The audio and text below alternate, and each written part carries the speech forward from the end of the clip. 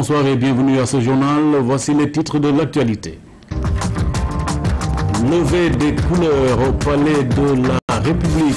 À cette occasion, le président Macky Sall a décoré à titre posthume le gendarme Bouboussi, membre de sa garde rapprochée, décédé hier.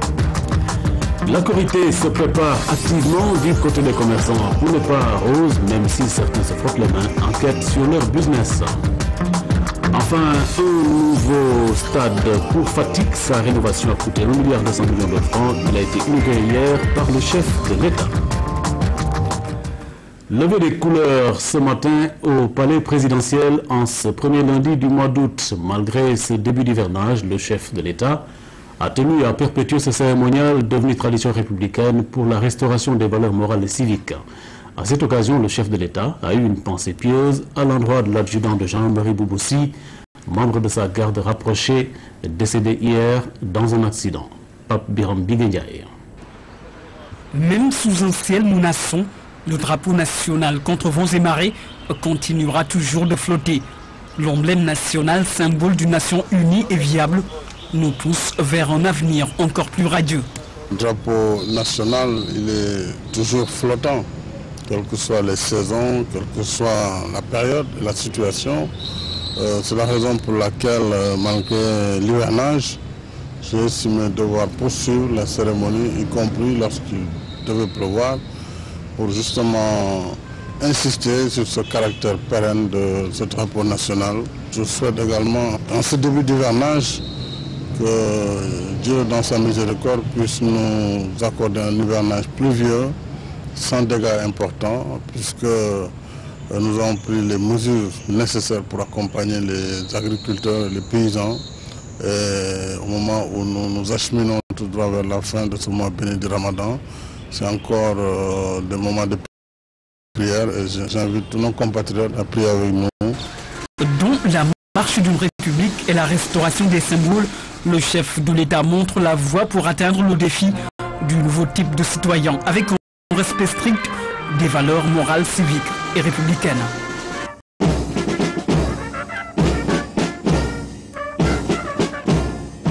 La sonnerie au drapeau précède l'hymne national dans son cérémonial sobre et solennel.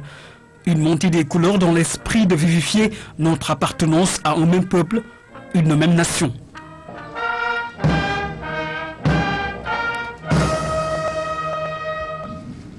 Une célébration marquée par un deuil. Les esprits se tournent vers l'adjudant de gendarmerie Bouboussi, arraché à notre affection dimanche dans un accident de la route. L'homme était un modèle de dévouement et de professionnalisme. Le chef de l'État lui rend hommage.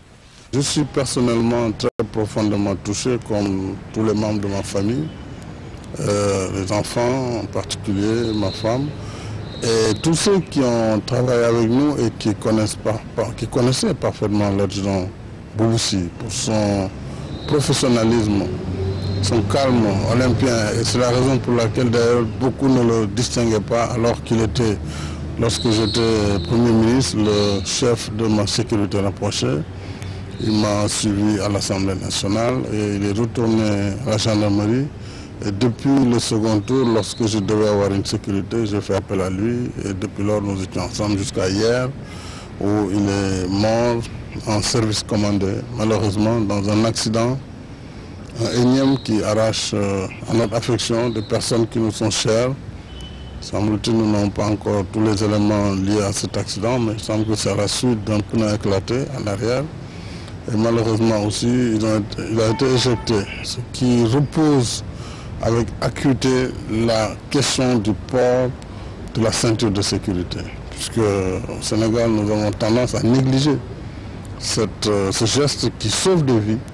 Et quelle que soit en général la situation de l'accident, ceux qui ont mis la ceinture ont plus de chances de survivre et de s'en sortir que ceux qui ne l'ont pas mis. Mais enfin, je voudrais rendre un hommage appuyé à l'adjudant Bouboussi, parce que c'était un homme exceptionnellement professionnel qui n'a jamais mélangé son travail avec autre chose. Et je souhaite que Dieu l'accueille en son paradis. Et je présente mes condoléances attristées ainsi que celles de la nation à son épouse, à ses enfants et à l'ensemble de sa famille. C'était un jour de célébration de l'emblème national. Un lundi pas comme les autres, toujours fêté pour immortaliser des instants de communion avec tout un peuple. L'acte se veut pérenne pour rester à jamais gravé dans la mémoire collective. 24 heures après la célébration de la journée nationale de l'arbre, le baobab reste toujours à l'honneur, symbole du règne végétal de par sa caractéristique. L'arbre n'en reste pas moins un emblème national. Avec le lion, il fait partie des sceaux du Sénégal. Levée des couleurs oblige, retour sur ces deux symboles qui ont jalonné l'histoire du Sénégal. Ousmane Garifay. Ils sont les identités remarquables de l'État. Depuis 1960, année marquant la naissance officielle du Sénégal, le lion et le baobab sont restés de fidèles compagnons. Présents partout et en même temps que l'État, on les appelle les sceaux de la République. Nous avons au Sénégal deux sceaux. Beaucoup de pays ont un seul sceau. Mais le Sénégal a deux sceaux. Un sceau frappé du lion qui sert au président de la République pour signer les grands actes. Au chapitre de ces grands actes, il y a par exemple les traités et accords internationaux paraphés par le chef de l'État. Quant au sceau du baobab, symbole de la vertu sous toutes ses formes, il authentifie tous les actes de l'administration publique, dont il reste le trait d'union entre ces différents acteurs. Le sceau frappé du baobab sert à toute l'administration sénégalaise en particulier. Tous les corps de métier qui appartiennent à l'État, ils ont ce sceau. Au milieu et tout autour, on met le corps qui utilise ce sceau. Mais au-delà de ces documents officiels, on les retrouve aussi sur les insignes de certains corps militaires et paramilitaires. Par exemple, la police. Celle-ci en a fait un symbole total, visible sur tous ces signes distinctifs. La police l'a choisi d'abord parce que c'est un arbre typiquement sénégalais que nous trouvons partout au Sénégal. Et la police également est trouvée et est présente du moins partout sur l'ensemble du territoire national. Première raison. Deuxième raison, comme je vous l'ai dit tout à l'heure, c'est un arbre qui symbolise la place publique où les choses de la collectivité se règlent, les problèmes, les conflits, tout se règle au niveau de la place publique. En vérité, ça représente même le tribunal, l'Assemblée nationale, ça représente le ministère de l'Intérieur. Vous voyez que sur nos épaulettes, sur tout ce qui représente la police, les sabres sont croisés sous le baobab, donc pour dire que la police sécurise ce baobab, sécurise ce lieu public. Le lion et le baobab, deux mastodontes de la nature, presque en voie de disparition du fait de l'action de l'homme. Le lion, dans ses derniers retranchements à Nyokolokoba, tente de gagner l'ultime bataille de la survie, tandis que dans les régions comme Thiès et Dakar, le baobab fait face à la charge des bulldozers. Comme le veut le chef de l'État, le Sénégal se doit de renouer avec l'esprit civique et citoyen, mais faudrait-il tout d'abord restaurer et protéger les symboles qu'il incarne.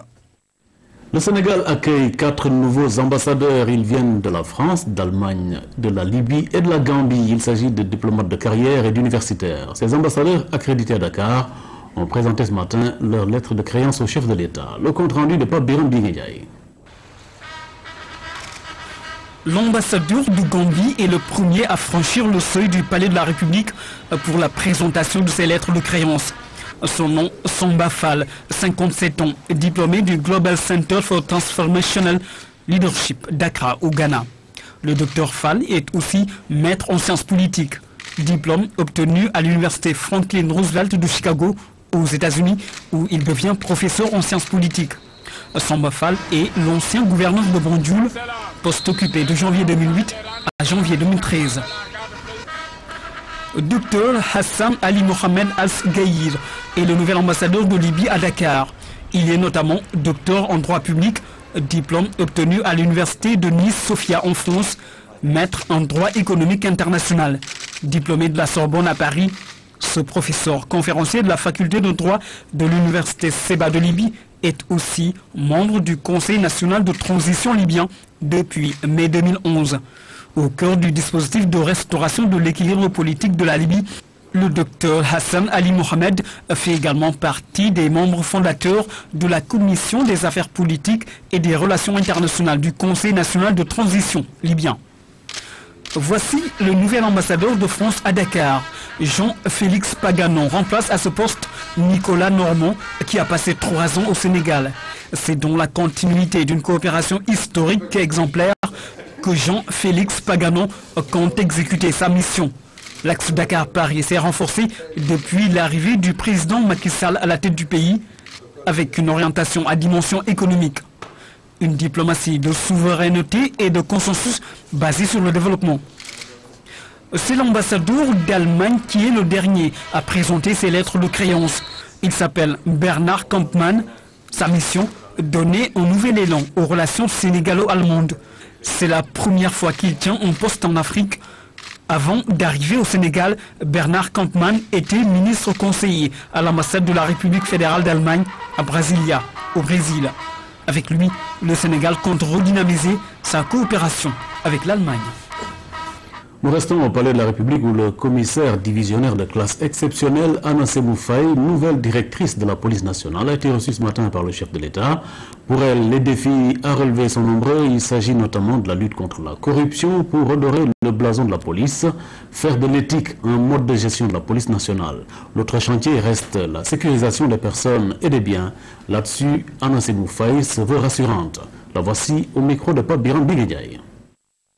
Monsieur le Président de la République m'a fait l'honneur de me recevoir tout de suite pour d'abord me féliciter, m'encourager par rapport à cette lourde charge qui vient de m'être confiée.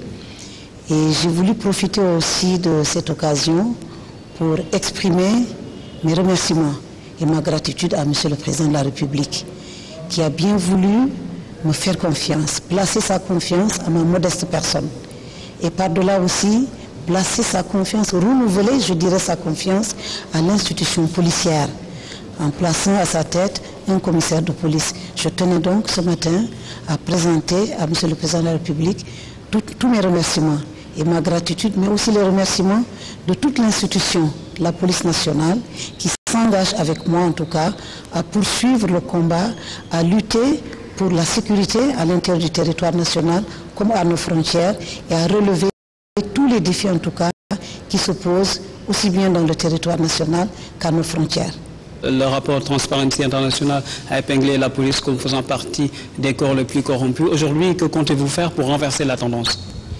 La police nationale est engagée à mes côtés pour relever effectivement ce défi, d'abord un défi de discipline dans les rangs, mais un défi aussi pour que l'éthique et la déontologie puissent vraiment être au cœur de nos préoccupations.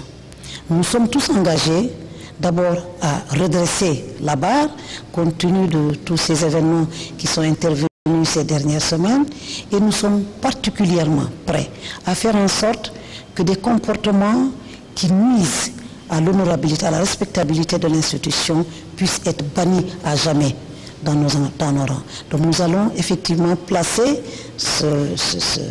je ne dirais pas ce mandat, mais placer le service que je prends actuellement à la tête de la police nationale pour faire en sorte que nous puissions en tout cas nous battre pour éliminer à jamais des comportements qui n'honorent pas l'institution. C'est une belle institution, la police nationale. C'est une grande institution qui a toujours été respectée et qui a toujours su relever les défis à l'intérieur du territoire national comme dans les champs extérieurs où nous sommes tout le temps sollicités. Donc l'engagement que nous prenons, c'est de faire en sorte de veiller à ce que l'éthique soit respectée, de veiller à ce que le comportement sous la voie publique soit respecté, mais à ce que aussi certaines pratiques disparaissent à jamais parmi nos éléments. Au sujet sensible, les Sénégalais parfois ne se sentent pas en sécurité. Aujourd'hui, c'est également un autre chantier pour vous. Que dites-vous pour les rassurer?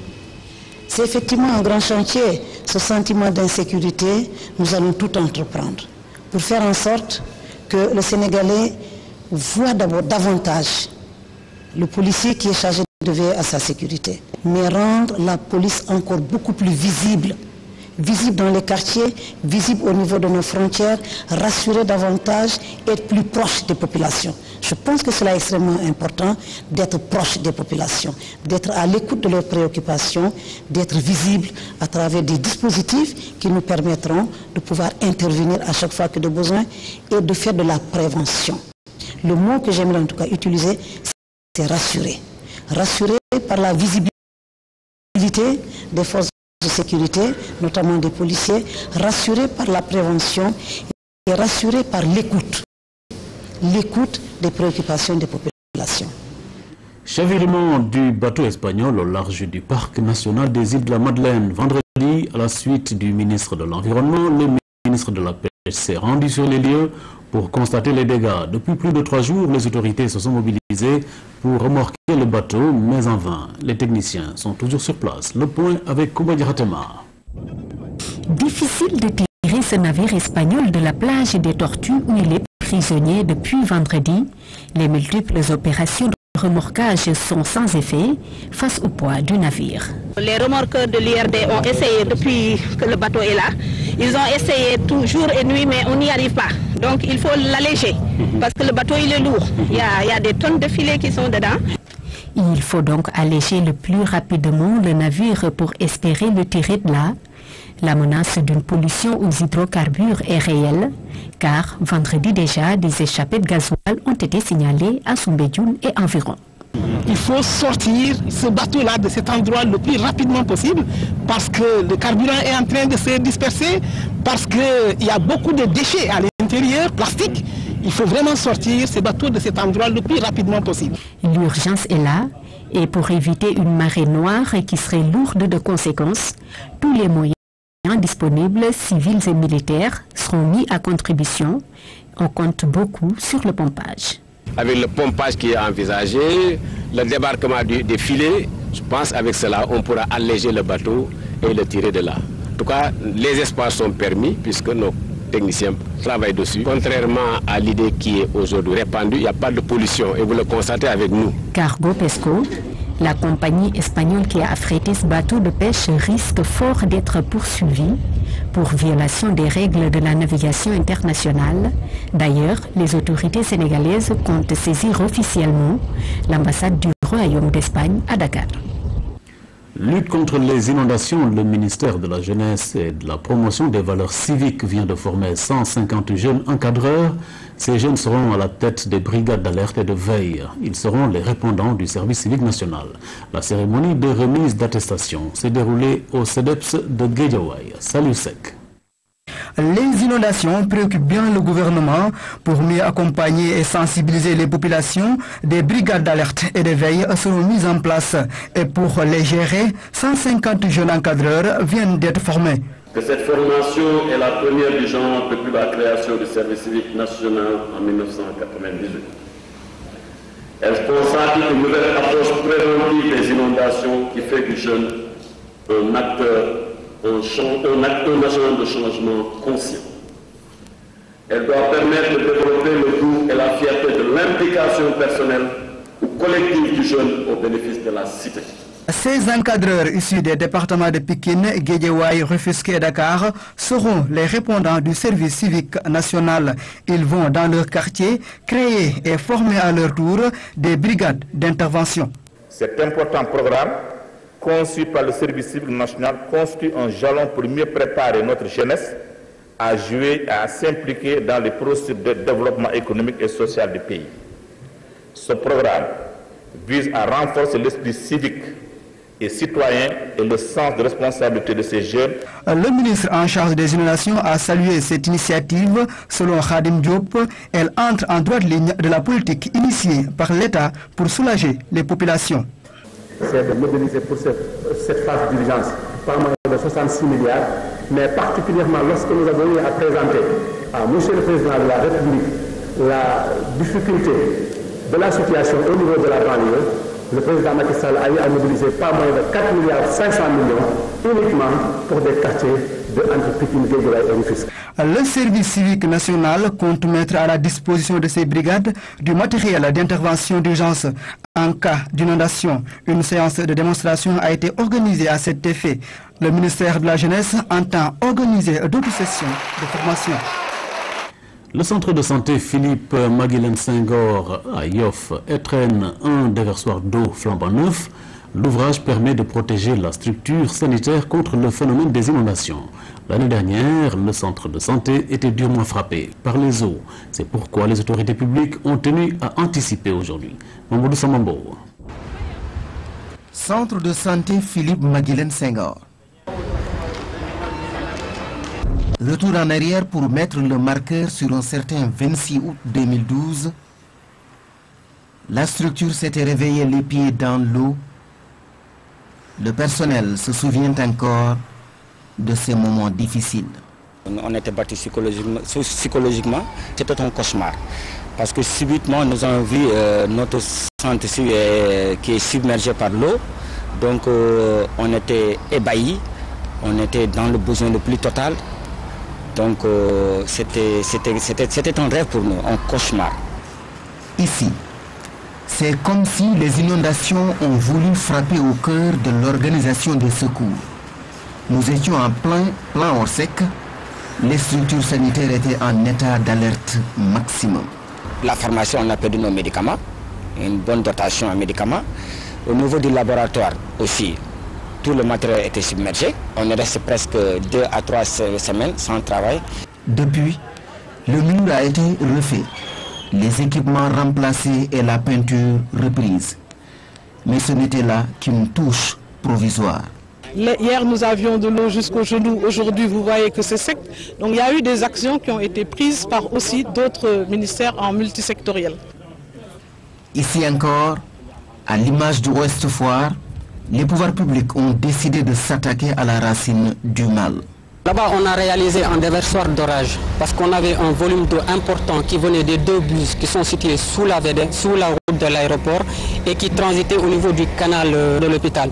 Ce canal est saturé en cas de pluie exceptionnelle. On a réalisé ce déversoir d'orage pour dévier le surplus d'eau pour pouvoir le connecter au niveau du canal de la mairie.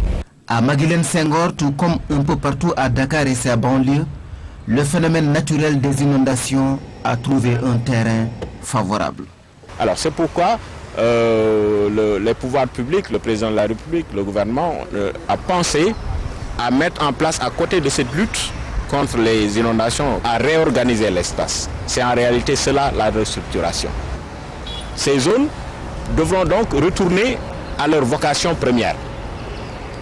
Cette vocation première, c'est soit être des lacs, soit être des zones de culture maraîchère. Des projets qui vont occasionner des déplacements de personnes, raison pour laquelle l'État du Sénégal a ajouté au plan Djakhaï 2 programmes de logement, Tivaouane Peulh et Niaga, pour un total de 2000 logements prévus. Invité de ce journal, le ministre de la fonction publique, Mansour Sy. Avec nous, il va commenter les résultats de l'audit de la fonction publique et nous parler des recrutements dans la fonction publique. Monsieur le ministre, bonsoir. Bonsoir. Des centaines de milliers de jeunes, ou une centaine de milliers, a déposé des dossiers. Où est-ce que vous en êtes avec le traitement de ces dossiers? Je pense que le problème du recrutement dans la fonction publique a été la grande innovation qui a été faite dans le discours de M. le Président de la République de l'annoncer. Pour la première fois, les Sénégalais sont informés que la fonction publique va recruter et qu'il fallait déposer des dossiers. Ce qui a suscité un engouement extrêmement important. Je pense que depuis que nous avons arrêté le dépôt des dossiers en mars 2013, nous avons mis en place un dispositif pour aller dans le sens de la matérialisation du recrutement. Vous savez qu'il y avait 2 types de recrutement. Les recrutements qui se font sur la base de concours et les recrutements qui se font par une commission.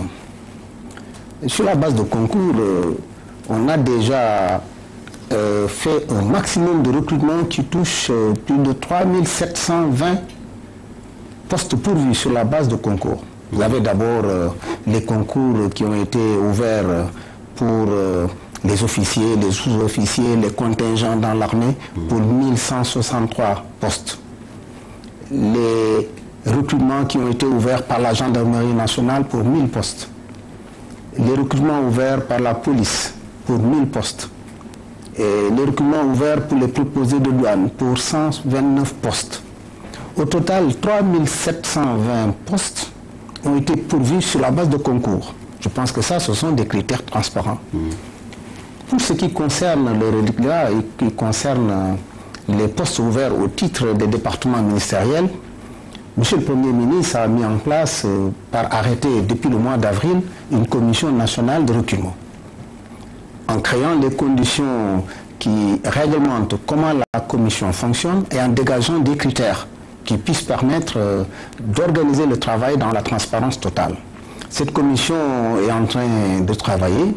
Je pense que ces résultats vont être rendus publics et à ce niveau, on pourra faire le point définitif. Mais ça concerne seulement 1720 sur les 5500 qui étaient annoncés par M. le Président de la République. En ce qui concerne l'audit de la fonction publique, vous en êtes actuellement à la deuxième phase. Qu'est-ce qui caractérise justement cette deuxième phase?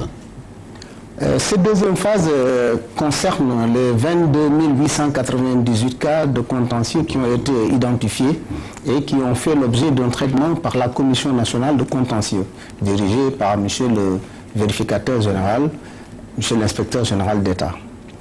Et je pense qu'en les revisitant, ils ont étudié cas par cas et ils ont classé les cas de contentieux.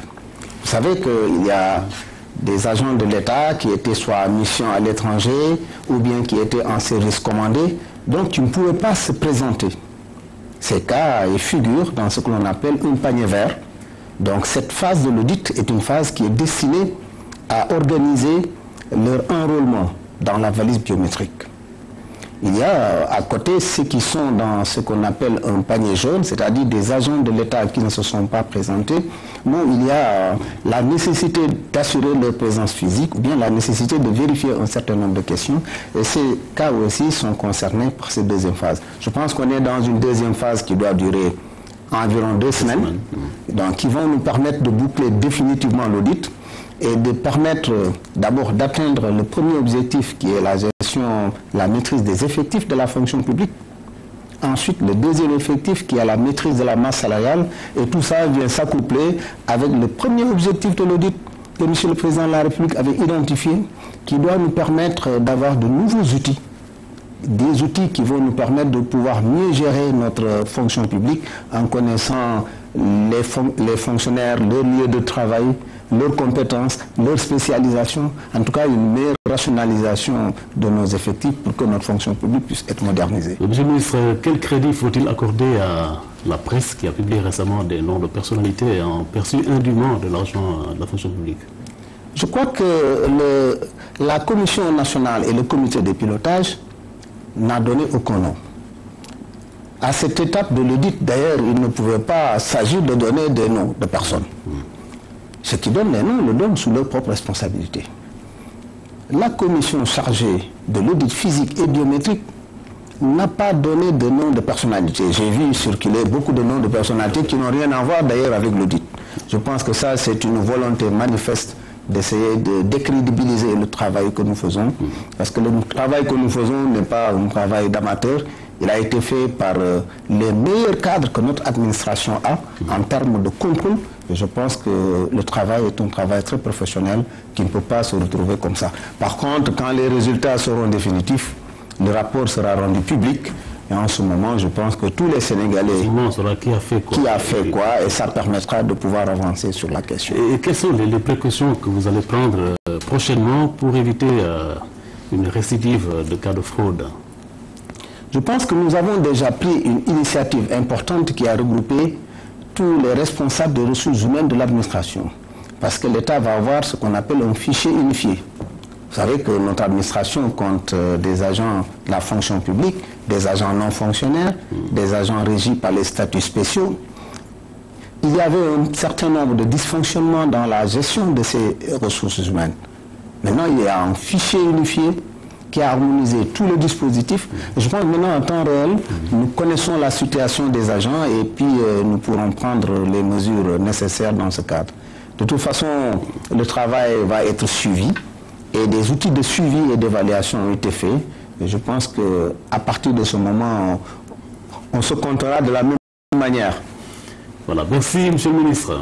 Je vous remercie, monsieur. Un communiqué à l'occasion de la mise à péage de l'autoroute Dakar-Diamniadio et comme promis aux Sénégalais, Senakessa offre la gratuité au péage du mardi 6 août à 14 h au vendredi 9 août à 14 h. Senak vous souhaite une bonne fête de Korité. Même si le ramadan ralentit souvent certaines activités à Ziguinchor, il ne freine pas l'ardeur de plusieurs cultivateurs. Des jeunes organisés en association font le ramadan et vont au champ. Des premières lueurs de l'aube au soir, ils bêchent et cultivent des hectares de terre. parmi eux des élèves. Avec l'argent gagné, ils préparent la prochaine rentrée scolaire. De l'Indiane à Djibanker, c'est un reportage de Aminata Angélique Manga. 3 heures. L'aube approche, mais aucune lueur à l'Indiane, quartier périphérique de Ziguinchor. Tout commence par ce bout de femme qui s'affaire dans la pénombre. Je me suis réveillée à 3 heures du matin pour préparer le moni. Maintenant, il me reste que la sauce pour le yakata. Un repas bien consistant destiné à ce groupe de jeunes agriculteurs. Ils vont jeûner, faire la fine bouche serait suicidaire car ils savent ce qui les attend. Il leur faudra une foi inébranlable.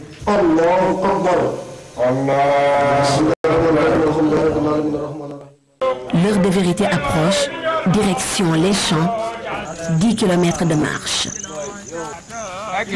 À peine arrivés, pas de temps à perdre. Depuis 2000, ils travaillent en association et sont souvent sollicités pour divers travaux champêtres. 1500 par personne s'il s'agit du mois de Ramadan. Mais s'il s'agit de notre mois différent du mois de Ramadan, la personne paie 1000 francs. 1000 francs de 8h à midi. S'il s'agit de 8h à 15h, c'est 1500. S'il s'agit le mois de Ramadan, de 8h à 15h, c'est 2000 francs. Aujourd'hui, ils font des sillons pour cultiver de la patate souvent bien chaude. Pour moi, c'est très difficile. C'est très difficile. J'ai un ami même, un Seto Boudjabi. Il y avait un jour, on était allé cultiver une de nos mamans là. Mais de 8h à 11h, c'est à ce moment-là qu'il est tombé. Bon, je crois qu'il jouait, mais à ce moment-là, on s'est rendu compte que c'est vrai, il est fatigué. C'est pour éviter de tomber dans certains travers qu'Alassane et sa bande ont choisi ce dur labeur. Parmi nous, il y a des élèves et étudiants qui sont là. Parfois, ils ont des problèmes pour payer leur scolarité. Les raisons pour lesquelles ils sont lancés sur la culture.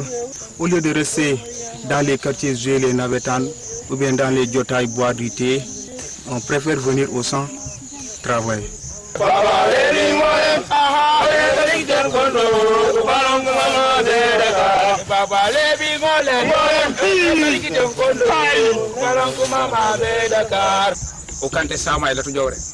Seul un vrai lion peut allier ramadan et travaux champêtres.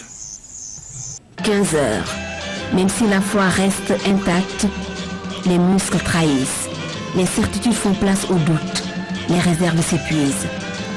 Le lion survivra, mais pour autant, ce soir, le lion est mort. Le lion est mort ce soir.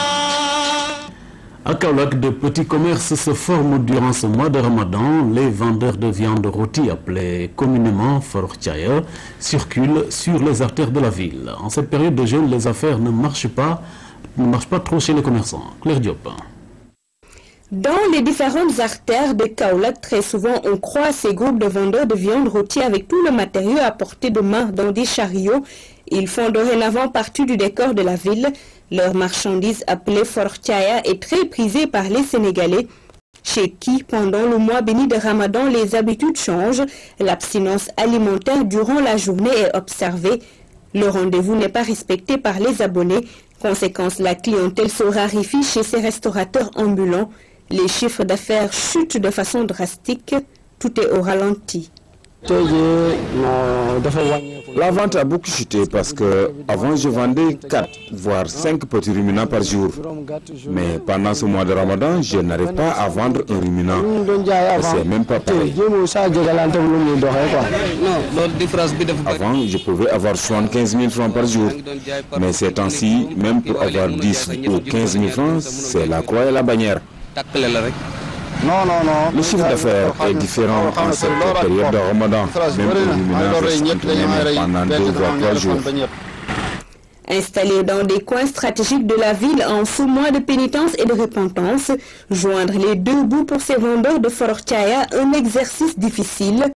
À qui la faute? J'accuse. C'est le mois de Ramadan. C'est une période où on s'abstient de manger ou de boire. C'est seulement parce que c'est le mois de Ramadan. Pendant le Ramadan, il n'y a même pas de travail, il n'y a rien. Mais je rends grâce à Dieu. La conjoncture actuelle est également pointée du doigt par ces acteurs. Les ruminants coûtent cher et il n'y a pas d'argent pour acheter. C'est ça le grand problème. Il n'y a pas d'argent en cette période de Ramadan. Vendeur de Forochaya, le métier est pratiqué très souvent par les Haoussa, Peul ou autres Bambara, avec du pain, un peu d'oignon et de la moutarde comme accompagnant. Le goût est très apprécié par les adeptes. Certains ne peuvent pas s'en passer même en période de Ramadan.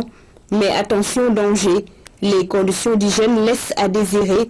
S'y ajoutent certains vendeurs pratiquent l'abattage clandestin qui est une menace pour la sécurité alimentaire. Dans le préparatif de l'Aïd el-Fitr Korité, le poulet a parfaitement sa place. Menu de fête par excellence, le poulet s'invite dans nos assiettes. Pour les repas de Korité, c'est même une tradition pour certains. Il commence à s'approvisionner dans les différents marchés jusqu'à Malika, zone fortement avicole. Reportage Oumou Baldé. L'une des stars, pour ne pas dire la principale star au menu de l'Aïd el-Fitr, reste le poulet. Parce que c'est la famille qui le désire, le poulet. Je pourrais très bien prendre le mouton ou autre, mais comme c'est une tradition ici au Sénégal. Une tradition dont l'origine se perd dans le temps. Mais ce qui est sûr, c'est que Malika, en banlieue dakaroise, reste l'une des grandes sources d'approvisionnement en volaille. C'est pourquoi, en cette veille de fête de Korité, les activités de la chaîne ont redoublé d'intensité. Éleveurs, abatteurs, plumeurs, revendeurs et livreurs, toute la chaîne est en marche. Ça s'améliore très bien. Ça s'améliore très bien. Au moment des fêtes de Korité, notre marché s'augmente. On livre jusqu'à 200 poulets par jour. On peut dire que cette période, c'est la traite des éleveurs. On reçoit des clients d'un peu partout. C'est donc le poulet qui est plébiscité. Seule fausse note, la lenteur dans l'approvisionnement en matières premières. Car il faut le dire, sur le marché du poulet, c'est toute une chaîne, mais aussi plusieurs paramètres qui entrent en jeu. D'abord, les poussins, il n'y en avait pas suffisamment. Donc ceux qui commandaient, presque ont reçu la moitié de leur commande. On est en hivernage, souvent les poulets ne se développent pas de manière très rapide. La chaleur aussi, la pluie, tout ça c'est des facteurs qui font que les poulets, la période entre 30 et 35 jours, les poulets pouvaient avoir un poids entre 1,5 kg et 1,4 kg, mais à pareille époque, les poulets se retrouvent à 1,2 kg, maximum 1,3 kg. Tout n'étant pas réuni, le marché risque donc de connaître des perturbations. J'ai entendu dire qu'il y a pénurie de poulets. Donc de visu, on est venu constater effectivement que les poulets ne sont pas aussi... il n'y a pas aussi de grand nombre comme auparavant. Et puis aussi au niveau du poids, les poulets tournent autour de 1,3 kg, 1,4 kg. Et puis ils disent que c'est le record. Si vous arrivez à un poulet de 1,6 kg, parce qu'il y a eu un retard au niveau de la livraison. Le prix, il tourne autour, à la ferme ici, nous on en a acheté à 3 000. Il y en a à 2300, mais c'est limitant. Les poulets de 2300 auparavant, on les avait à 1500, 1600. Le prix, il tourne autour, à la ferme ici, nous on en a acheté à 3000. Il y en a à 2300, mais c'est limitant. Les poulets de 2300 auparavant, on les avait à 1500, 1600. Mais bon, aujourd'hui, je pense que c'est la pénurie qui explique les prix. Mohamed Anne a donc pris les devants en faisant son marché un peu en avance et même à la source. Il n'est pas seul dans ce souci de se mettre à l'abri des aléas du marché. Cet autre aussi redoute une spéculation des prix. Il faut préparer bien avant, sinon ce sera trop cher. Je l'ai acheté l'unité à 3 000 francs. C'est moins cher. Et si les consommateurs espèrent avoir fait une bonne affaire, les véritables acteurs avicoles aussi gardent espoir, même s'il faut faire avec la concurrence des vendeurs occasionnels, c'est-à-dire ceux qui n'attendent que des événements comme la Korité pour se lancer dans la vente de poulets. Ce sont ces gars qui nous fatiguent, nous. Ils viennent, chaque événement, englober le marché. C'est pourquoi ça nous fatigue, nous les professionnels. Nous sommes là toujours, mais des fois on nous bouscule avec de mauvais prix. Vendeur occasionnel ou professionnel, ce qui compte pour le consommateur est d'avoir son poulet qui va entrer dans différentes recettes, poulet rôti ou autres mets de ce genre.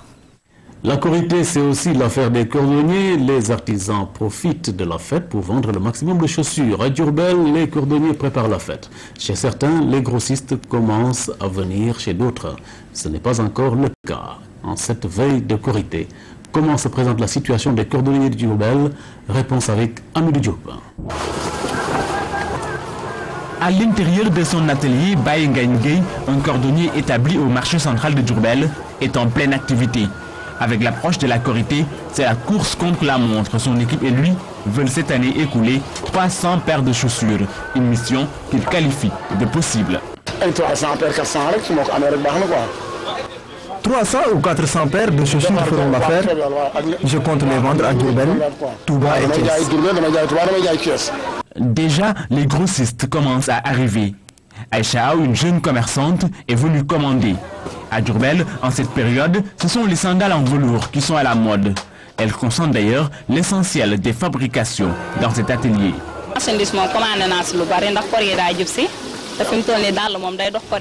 J'ai commandé beaucoup de chaussures parce que c'est bientôt la Korité et les gens aiment avoir de belles chaussures. C'est la base de velours marche bien, de même que les sandales avec talons. Vu le rythme actuel des choses, Baye Ngagne est optimiste.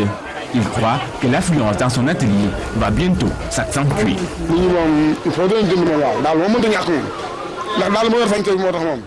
Les clients vont venir, c'est sûr. Sans une belle chaussure, inutile de porter de beaux habits. Les clients viendront acheter des babouches et des chaussures pour enfants. Pour Moustapha Bey, un autre commerçant établi dans ce marché, si tout va bien en cette Korité, les recettes peuvent facilement avoisiner les 200 000 francs. Mais dans son atelier, ce n'est pas encore le rush. J'attends des clients, j'en ai pas beaucoup. Les gens viennent me demander des prix et repartent. À côté des sandales en velours, les chaussures en perlage ont aussi la cote. En cette veille de Korité à Diourbel, leur prix varie entre 2 000 et 5 000 francs. Sur l'international, les États-Unis ferment provisoirement leur représentation diplomatique dans le monde. L'administration Obama craint des attaques terroristes au Moyen-Orient, dans la péninsule arabique et en Afrique. La France et la Grande-Bretagne ont décidé de fermer de façon préventive leur ambassade au Yémen. Barricadée et presque inapprochable pour les caméras, l'ambassade américaine à Sanaa serait l'une des cibles potentielles d'Al-Qaïda. Ici, où les services de renseignements américains ont acquis la certitude qu'un attentat contre les intérêts occidentaux est imminent.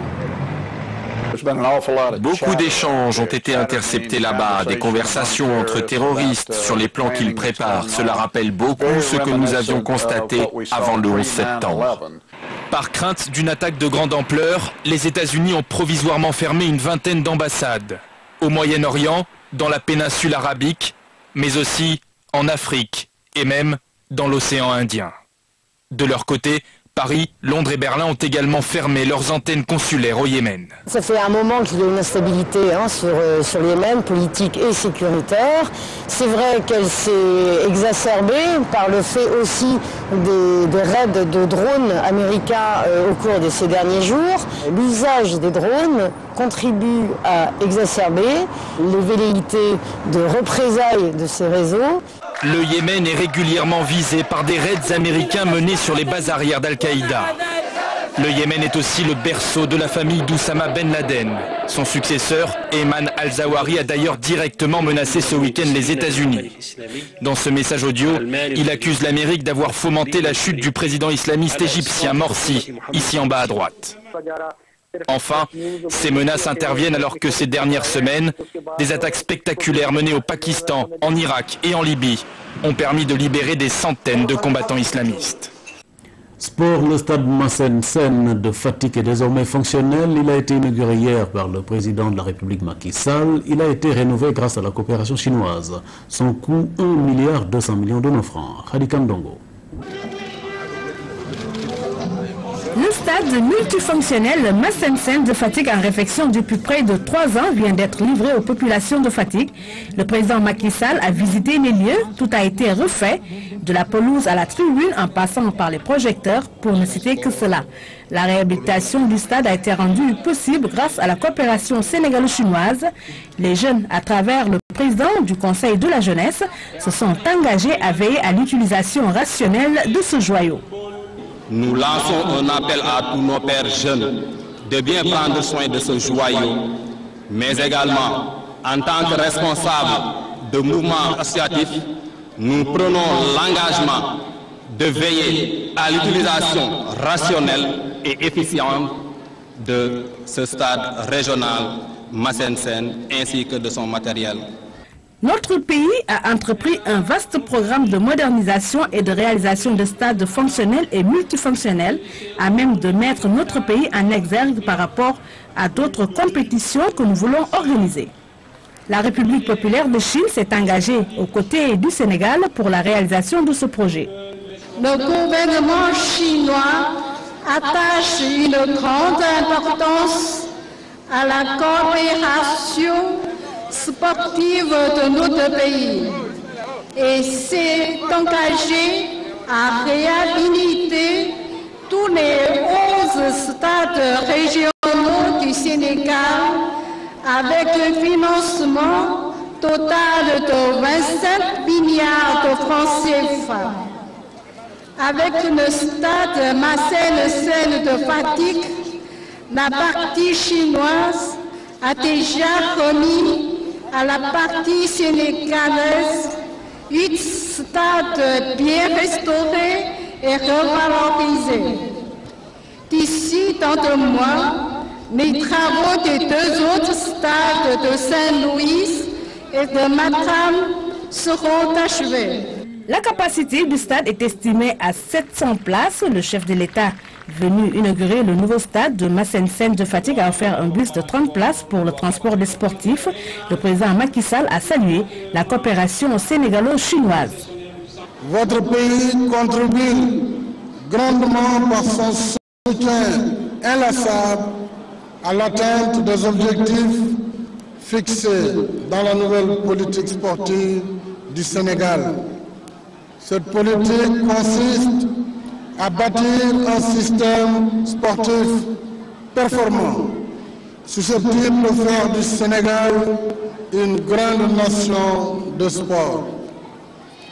En effet, comme Fatick, 7 autres régions ont fini d'étraîner leur stade où le confort et la qualité des installations sportives ont fini de poser les jalons d'un véritable développement sportif à la base.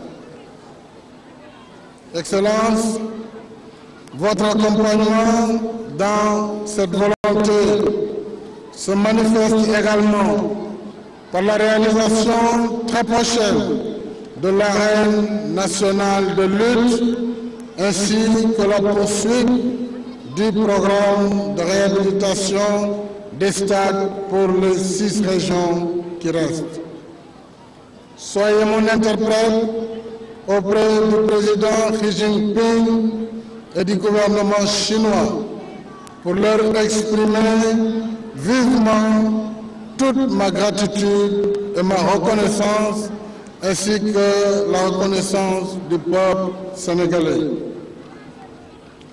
Mesdames et messieurs, chères populations fatickoises, c'est aussi le lieu de signaler que l'État du Sénégal a initié le projet de centres régionaux de détection et de promotion de jeunes talents sportifs dont le centre pilote se trouve ici à Fatick. Fatick a l'honneur de démarrer cette expérience avec 35 jeunes pensionnaires, dont 25 pour le football et 10 pour l'athlétisme, en attendant son extension aux autres disciplines et aux autres localités du pays. Monsieur le ministre Mbadé Ndiaye, je voudrais vous en féliciter et vous encourager à poursuivre dans cette lancée. Le stade Massensen sera doté d'une autre grande tribune couverte de 5000 places qui va lui permettre d'accueillir de grandes compétitions. Il est également prévu d'y implanter un centre d'accueil de 50 lits pour permettre à la région de Fatick de disposer d'un complexe sportif. Basketball, l'équipe masculine du Duc, championne du Sénégal hier au stadium Marius Ndiaye, elle a battu l'équipe de l'UGB, score 65-57. En marge de cette finale, le roi et la reine du basket, Pape Mor Faye et Ndeye Sène, ont été couronnés. Une belle fête de la balle orange, relatée ici par Ibrahima Mboup. Le mur jaune contre la déferlante bleue. Duc UGB, un choc entre étudiants, ça se passe avant tout dans les gradins. Sur le parquet, la rivalité continue de plus belle. Le premier quart-temps est serré. Le pivot du Dakar University Club, Younous Diop, se signale sous la raquette. Intenable, le Duc devance l'UGB d'une courte tête, 17-14. Au second quart-temps, les Saint-Louisiens sonnent la révolte. Mohamed Diop prend les choses en main. À lui seul, il inscrit 11 points. Cerise sur le cerceau, Momodou Ndoye se rappelle au bon souvenir de Marius Ndiaye. Avec ce joli tir primé, l'UGB va à la pause avec une avance de 6 points, 33-27. Au troisième et dernier quart-temps, le Duc reprend du poil de la bête. Ibrahima Niang, Maguette John, Malik Gadiaga, Abdoulba et compagnie, étincelant d'adresse et de fraîcheur physique, déroulent. Les supporters peuvent jubiler. Le Duc est champion, 65-57. Que du bonheur. Avant le bonheur, il y a eu les honneurs. Le couple royal Ndeye Sène du Saint-Louis Basket Club, Pape Mor Faye de l'UGB a été couronné. Le roi et la reine de la saison 2013 gavés de cadeaux. Chacun a reçu une voiture toute neuve, une villa F3 et du matériel électroménager. Reconnaissante, la fédération a offert un taxi à l'un des basketteurs les plus doués de sa génération, Etienne Pereira, ancien joueur de l'équipe nationale qui a perdu la motricité des jambes à cause d'un méchant accident au début des années 90. Après le match, voici maintenant les réactions des acteurs. Naturellement, les joueurs du Duc sont contents de leur victoire, ceux de l'UGB déçus après leur contre-performance. De son côté, le président de la fédération regrette et fustige le vol ou encore le cambriolage des vestiaires des deux équipes lors de la finale. Les voici au micro de Ibrahima Mboup. C'est un sentiment de joie aujourd'hui parce qu'on a travaillé depuis très longtemps pour arracher la coupe du championnat. Donc aujourd'hui je suis très satisfait. Je suis satisfait de mes coéquipiers et de mon entraîneur. Et le peuple estudiantin, je suis satisfait d'eux. Je remercie tous les dirigeants du Duc, les dirigeants de l'université, tout le monde, toutes les personnes qui aiment le Duc, je les remercie. Sentiment de joie et de fierté. Parce que tout le long du championnat, tout le monde donnait favori à l'équipe de l'UGB. Mais ce soir, on a montré avec Niak que nous, on était meilleurs que l'équipe de l'UGB.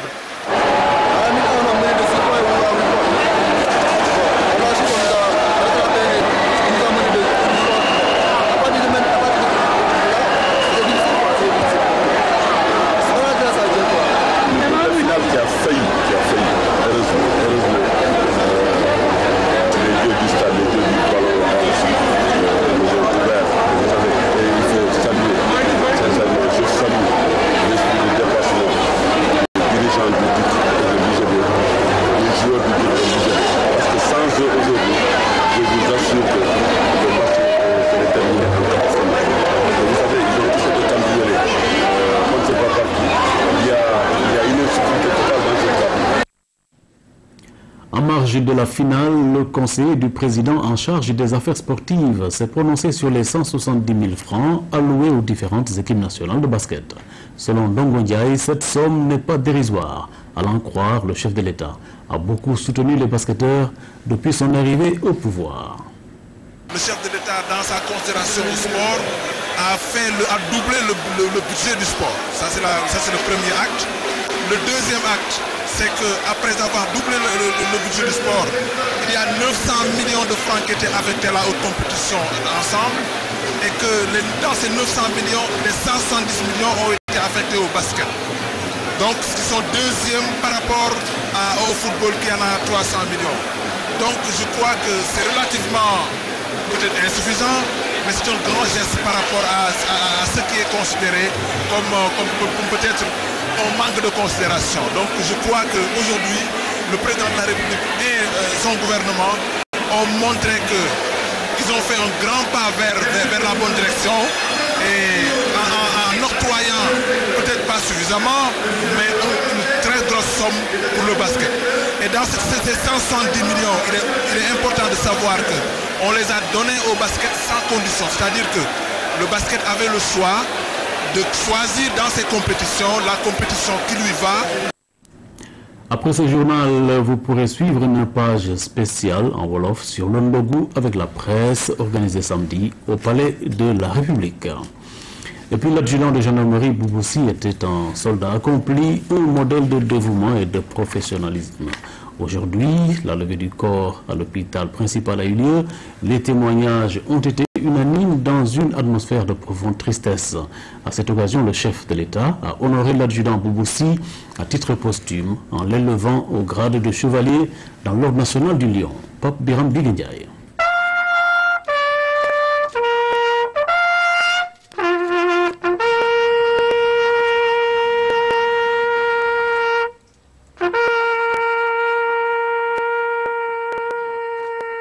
La sonnerie aux morts, dans une atmosphère tendue, tristesse et consternation. Le deuil qui frappe la grande famille de la gendarmerie touche toute une nation. Un soldat accompli son étalé. L'adjudant de gendarmerie Bouboussi n'est pas rentré du service commandé de Fatick. Le véhicule à bord duquel il était a perdu son pneu arrière qui a éclaté avant de faire des tonneaux. Rapidement secouru, l'adjudant Bouboussi rendra malheureusement l'âme. Il est titulaire du brevet du premier degré spécialité sport, du brevet de plongeur autonome, du diplôme d'intervention et de protection rapproché du groupe d'intervention de la gendarmerie nationale français, du diplôme de spécialité dans la gestion des incidents critiques, du certificat d'aptitude au guidage de tir air-sol, du diplôme de gestion de crise d'origine terroriste et du diplôme de spécialité dans la sécurité des hautes personnalités. Il venait récemment de rentrer au Sénégal le 1er mars 2013 du Royaume du Maroc où il a complété son brevet spécialité de sport de 2e degré, une discipline qu'il a tant aimée. Pour couronner cette brillante carrière et en reconnaissance à ses services rendus à la patrie, l'adjudant Bouboussi est décoré par la République du Sénégal du grade de chevalier de l'ordre du mérite en 2005 et par les Nations Unies de la médaille d'honneur de la mission de l'Organisation des Nations Unies en République de Côte d'Ivoire en 2010. Un parcours atypique d'un soldat modèle, un exemple de professionnalisme et de dévouement auprès du chef de l'État. Ces qualités exceptionnelles de meneur d'homme ont longtemps séduit le président Macky Sall, qui, la voix étreintée par l'émotion, honore l'adjudant Bouboussi à titre posthume. Adjudant Bouboussi, nous vous faisons chevalier dans l'Ordre national du Lion à titre posthume.